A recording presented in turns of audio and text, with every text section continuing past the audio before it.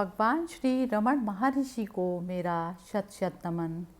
भगवान श्री रमण महर्षि ने योग वशिष्ठ के सार सूत्रों की बहुत ही सुंदर सरल ढंग से व्याख्या की, जो सभी की समझ में आ सकती है। उसका चौथा अध्याय शुरू करते हैं। मन का विघटन। पहला, अविभाजित चेतना अपने लिए अवांछनीय वस्तुओं की कल्पना करती है और उनके पीछे दौड़ती है, तब इसे मन के नाम से जाना जाता है। दूसरा, इस सर्वव्यापी और सर्वशक्तिमान परमेश्वर से पानी में लहरें की तरह अलग अलग वस्तुओं की कल्पना करने की शक्ति उत्पन्न हुई। तीसरा, जिस प्रकार वायु से उत्पन्न हुई अग्नि ज्वाला बनकर भड़कती है, उसी वायु से बुझ जाती है, उसी प्रकार जो कल्पना से उत्पन्न होता है वह कल्पना द्वारा ही नष्ट हो जाता है। चौथा, इस कल्पना द्वारा विस्मृति के कारण मन अस्तित्व में आया है। स्वप्न में स्वयं की मृत्यु के अनुभव की तरह जांच करने पर इसका अस्तित्व समाप्त हो जाता है। पांचवा, जो आत्मा नहीं है उसमें आत्मा की कल्पना गलत समझ के कारण होती है। जो अवास्तविक है उसमें वास्तविकता का विचार, हे राम, उसे मन चित्त जानो। छठा, यह वह है, मैं यह हूँ, वह मेरा है, ऐसे विचारों से मन बनता है। जब कोई इन झूठे विचारों पर विचार करता है तो यह गायब हो जाता है। सातवां, कुछ चीज़ों को स्वीकार करना और कुछ को अस्वीकार करना मन का स्वभाव है, यह बंधन है और कुछ नहीं।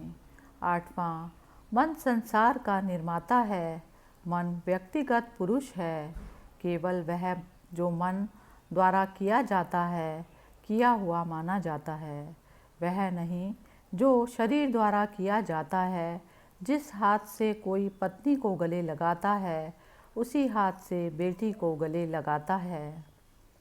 नौवां, मन प्रत्यक्ष वस्तुओं का कारण अर्थात उत्पन्न है, इस पर तीनों लोक निर्भर हैं। इसके विलीन होने पर संसार भी विलीन हो जाता है। इसे प्रयास से ठीक करना अर्थात शुद्ध करना है। 10वां, मन अव्यक्त संस्कारों वासनाओं से बंधा हुआ है। जब इसे कोई इम्प्रेशन ना हो तो यह मुक्त है। इसलिए हे राम, विवेक के माध्यम से शीघ्रता से वह स्थिति लाओ जिसमें कोई संस्कार ना हो। 11वां, जिस प्रकार बादल की एक रेखा चंद्रमा को कलंकित कर देती है या स्याही का एक धब्बा चूने से पुती हुई दीवार को कलंकित कर देता है, उसी प्रकार इच्छा की बुरी आत्मा आंतरिक मनुष्य को कलंकित कर देती है।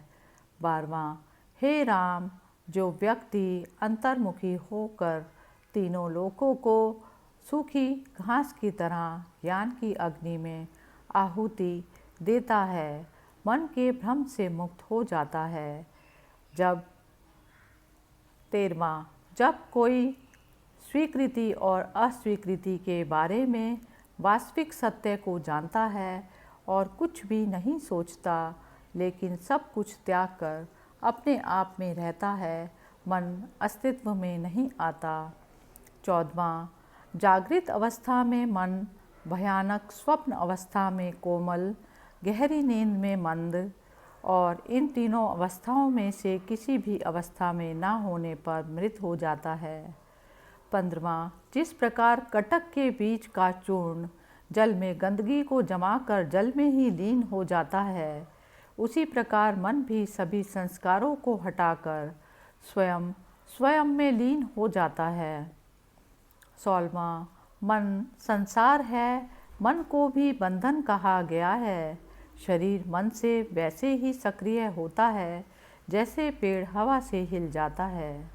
17वां, सबसे पहले हथेली को हथेली से दबाकर, दांतों से दांत पीसकर और अंगों से अंगों को मोड़कर पहले अपने मन को जीतें। 18वां, क्या मूर्ख को संसार में इच्छानुसार घूमने और ध्यान की बातें करने में शर्म नहीं आती, जबकि वह मन को भी नहीं जीत पाता। 19वां, जीता जाने वाला एकमात्र देवता मन है। इसकी विजय से सब कुछ प्राप्त हो जाता है। इसकी विजय के बिना अन्य सभी प्रयास निरर्थक हैं। 20वां, अविचलित रहना ही आशीर्वाद की नींव है। इससे व्यक्ति को मुक्ति मिलती है। मनुष्य के लिए मन पर विजय प्राप्त किए बिना तीनों लोकों पर विजय प्राप्त करना भी घास के तिनके के समान महत्वहीन है।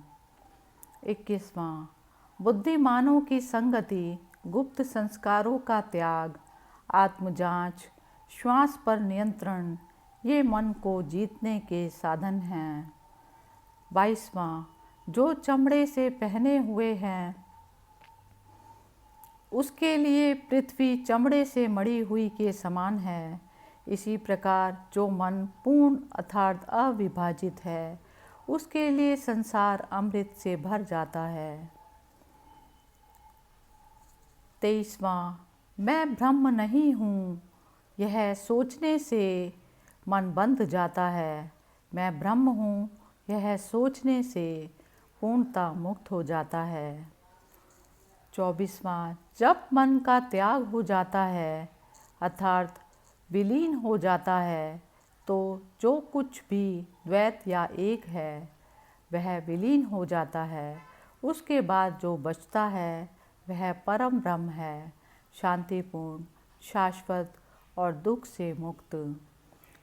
25वां, शुद्ध मन वाले व्यक्ति द्वारा महसूस किए गए परम आनंद की तुलना कुछ भी नहीं है।